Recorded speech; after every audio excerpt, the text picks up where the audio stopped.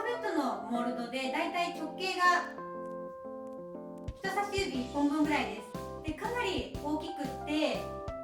厚みも結構あるので、型を取ったらそのまま机とかに置いてインテリアにも使えるようなものになるかなと思います。今日はこのシリコンモールドにたくさんのドライフラワーを閉じ込めてみたいと思います。今回はモールドがかなり大きいので2液性のレジンをたっぷり使ってみたいと思います。前回も使ったアートレジンの種類です。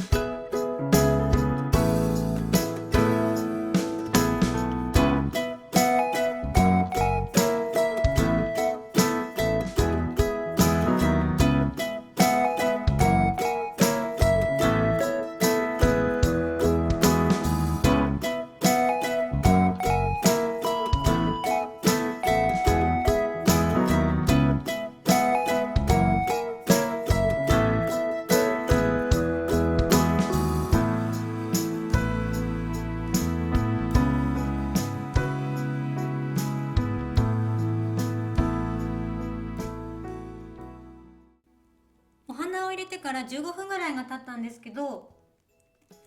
よーく見ると小さな気泡が下からたくさん浮いてきました。でこれをエンボスヒーターで消そうと思ったんですけど、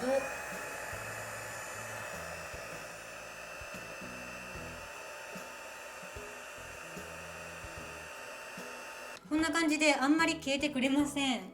おそらくなんですけど、液がだんだん硬化し始めてきてるので気泡が消えづらくなってるのかなと思います。